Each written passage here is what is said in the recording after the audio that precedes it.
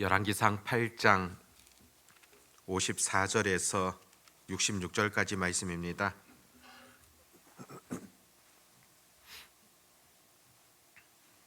열왕기상 8장 54절에서 66절입니다.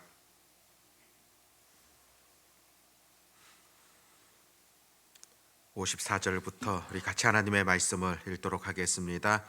솔로몬이 무릎을 꿇고 손을 펴서 하늘을 향하여 이 기도와 간구로 여호와께 아뢰기를 마치고 여호와의 제단 앞에서 일어나 서서 큰 소리로 이스라엘의 온 회중을 위하여 축복하며 이르되 여호와를 찬송할지로다. 그가 말씀하신 대로 그의 백성 이스라엘에게 태평을 주셨으니 그 종 모세를 통하여 무릇 말씀하신 그 모든 좋은 약속이 하나도 이루어지지 아니함이 없도다.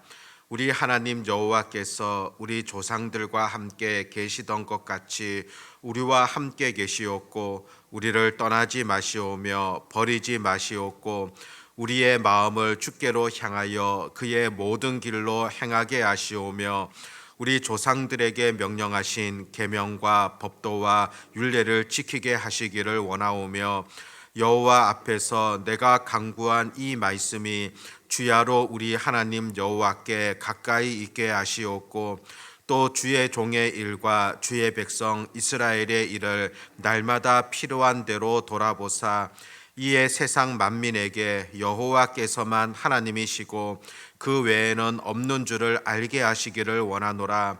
그런즉 너희의 마음을 우리 하나님 여호와께 온전히 바쳐 완전하게 하여 오늘과 같이 그의 법도를 행하며 그의 계명을 지킬지어다. 이에 왕과 및 왕과 함께한 이스라엘이 다 여호와 앞에 희생 제물을 드리니라. 솔로몬이 화목제에 희생 제물을 드렸으니 곧 여호와께 드린 소가 22,000마리요 양이 12만 마리라.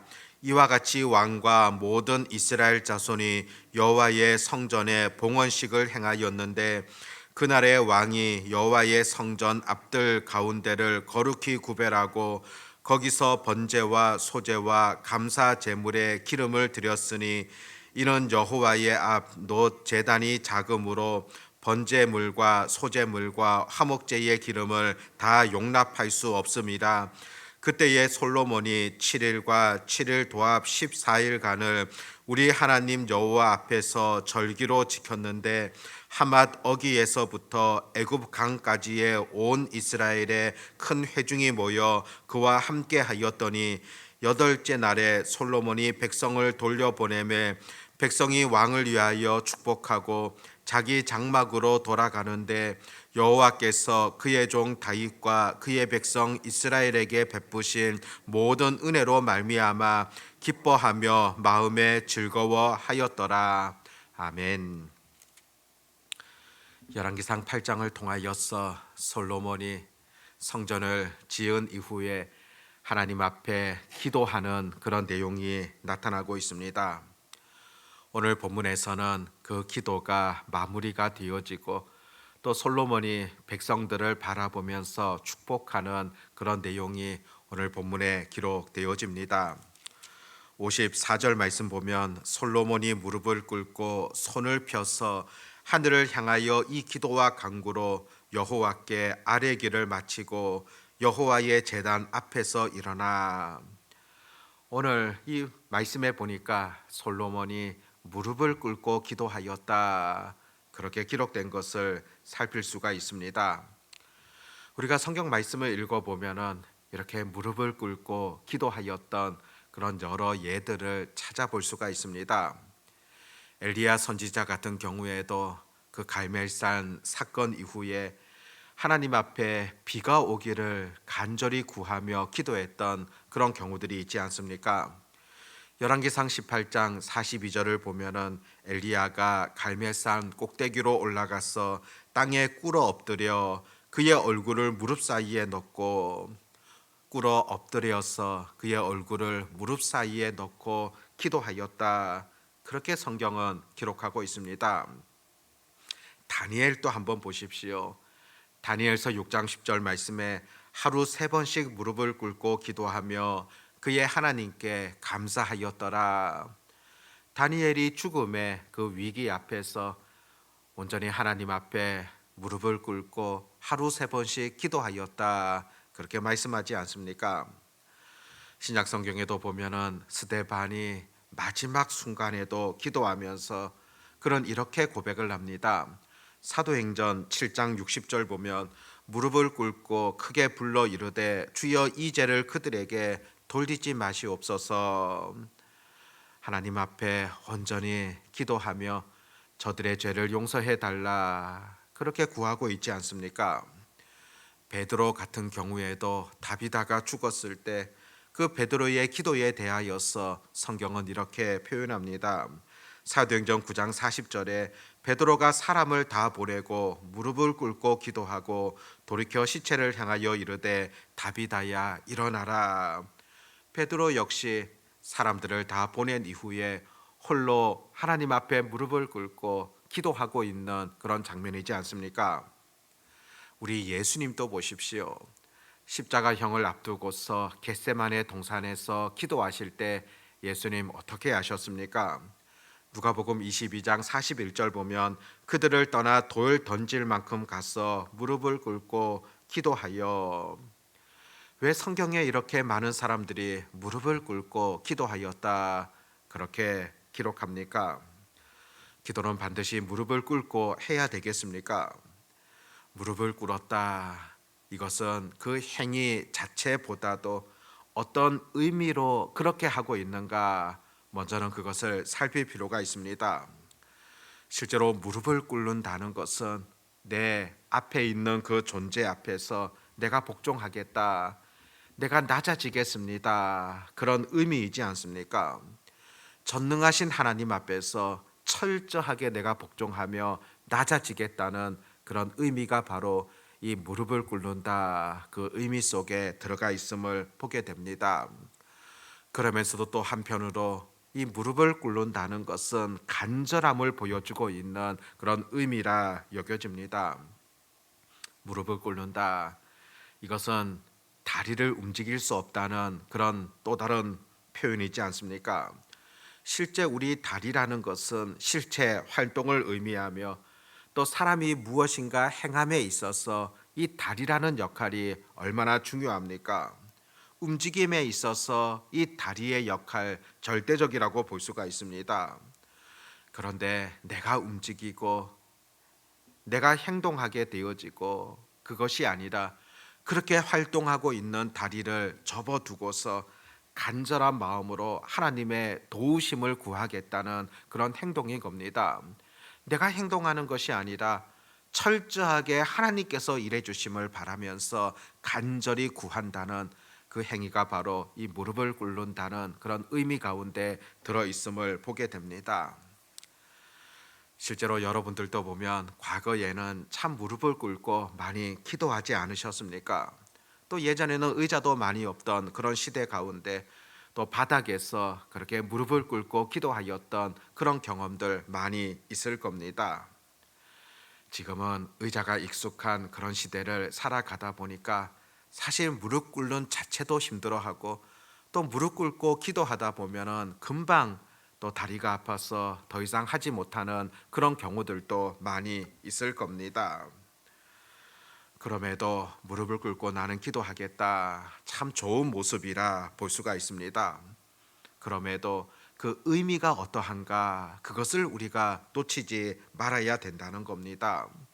우리가 의자에 앉아서 기도하지만은 이렇게 기도하는 가운데서도 그 의미가 어떤 것인가, 기도에 대한 것이 과연 어떤 의미를 주는가 그것을 놓치지 아니하고 우리가 온전히 하나님 앞에 구해야 된다는 겁니다. 철저하게 내가 하나님 앞에 복종하겠습니다. 내가 하나님 앞에 낮아지겠습니다. 내 존재가 바로 그렇습니다. 그와 같은 마음이 기도자에게 있어서는 꼭 필요합니다. 또 기도하는 자에게 있어서는 내 힘과 내 능력, 내가 움직이고 내가 행동하고 그것이 아니라 철저하게 하나님께서 일하심을 기대하겠다는 그런 마음이지 않습니까? 오늘도 우리가 기도함에 그런 마음으로 나아갈 수 있기를 바라고 무릎을 꿇고 기도한다는 그 의미를 가지고서 오늘도 하나님 앞에 구할 수 있는 그런 다짐들이 우리에게 있어야 한다는 겁니다. 그리고 솔로몬이 무릎을 꿇고 기도하였다. 당시 솔로몬이 왕이지 않습니까? 왕이 무릎을 꿇었다. 이것은 또 다른 의미를 그 가운데 보여주고 있습니다.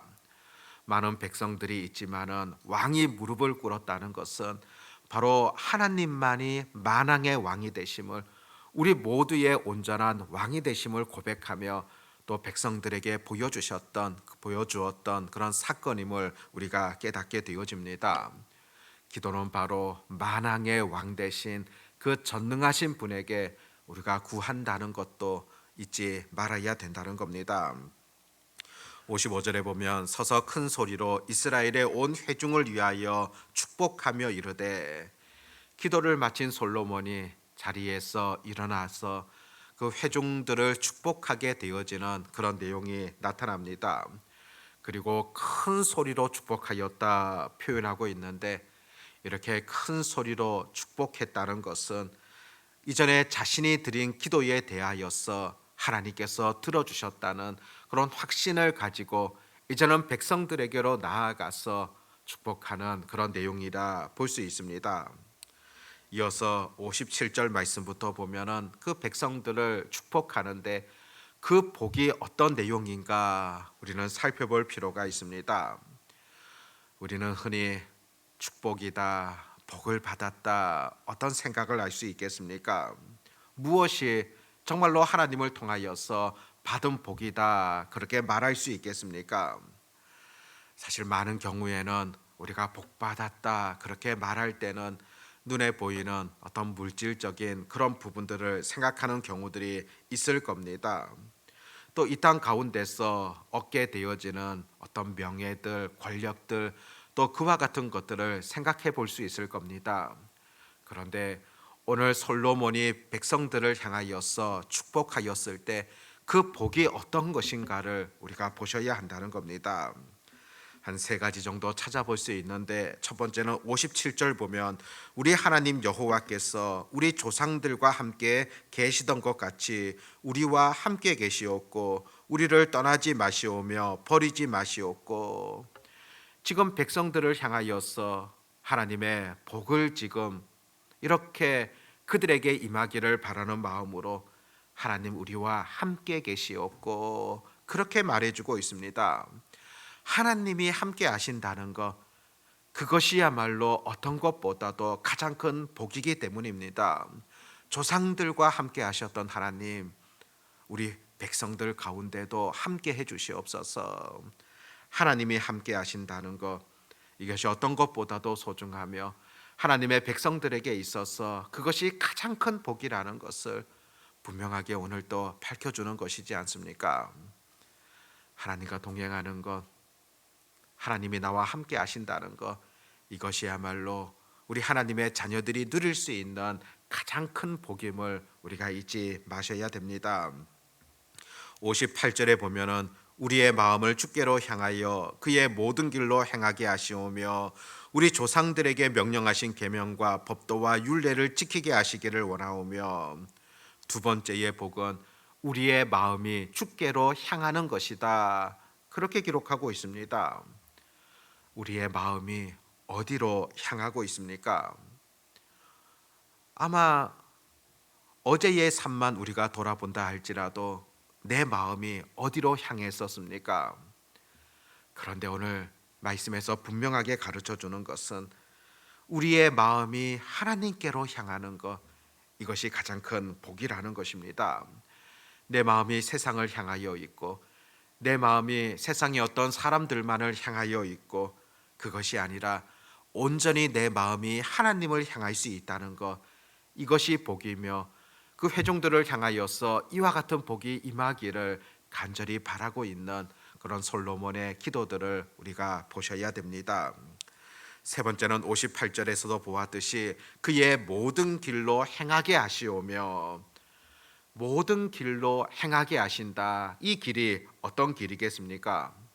바로 하나님께서 원하시는 그 길이라고 볼 수가 있고, 구체적으로 58절 뒷부분에 보면은 조상들에게 명령하신 계명과 법도와 율례를 지키게 하시기를 원하오며, 하나님께서 명령하신 그 율법, 또 원하시는 그 길들, 그 법도들, 그것을 쫓아가는 것, 그 길을 행하는 것, 바로 이것이 참된 복이라는 것을 가르쳐 주고 있지 않습니까?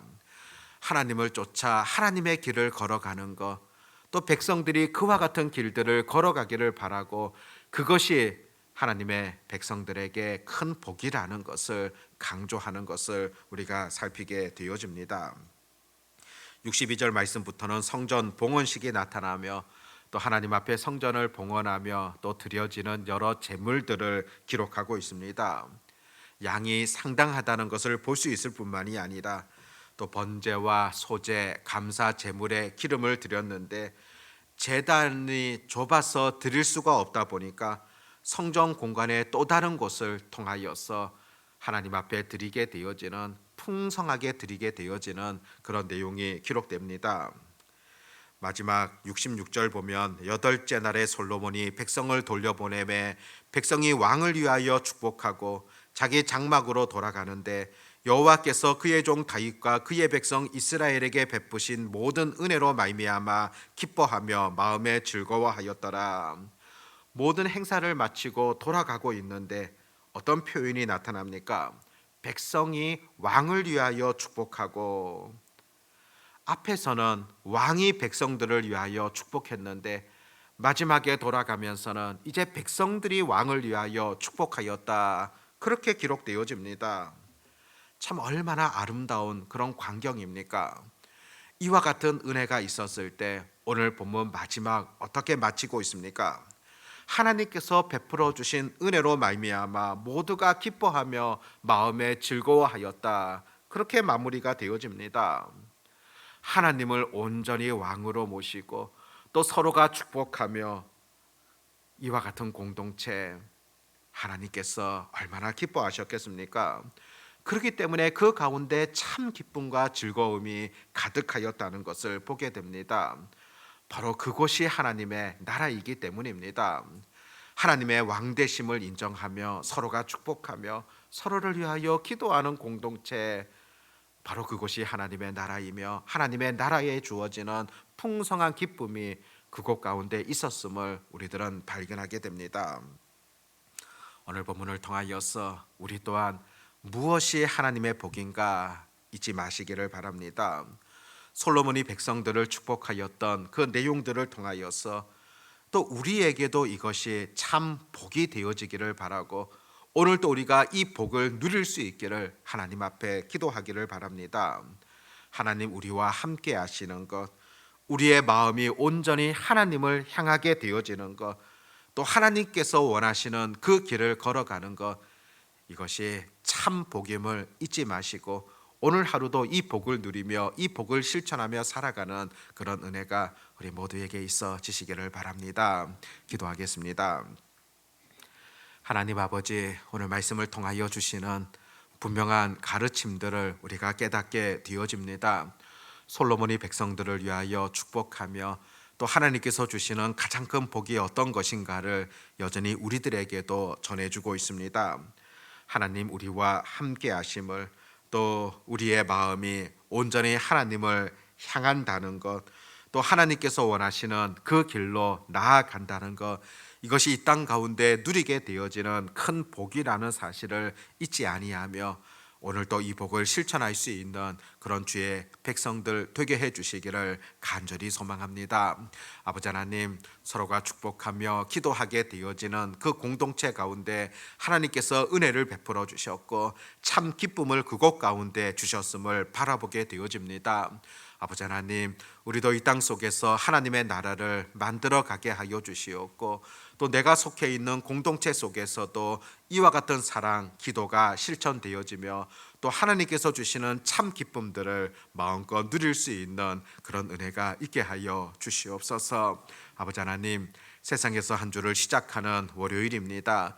이번 한 주간의 모든 삶 속에서도 온전히 하나님만을 드러내며 하나님께만 영광을 돌려드리며 또 세상 속에서 하나님을 전파하게 되어지는 그런 결단들, 그런 삶들이 되게 해 주시옵소서. 오늘도 부르짖는 자들의 기도를 하나님 응답하여 주시옵시고 또 간절히 구할 때 또 하나님께서 그 마음을 살피심을 늘 우리가 잊지 아니하도록 하나님 도와 주시옵소서. 전능자의 손길을 온전히 기대하오며 우리 주 예수님의 이름으로 기도드립니다. 아멘.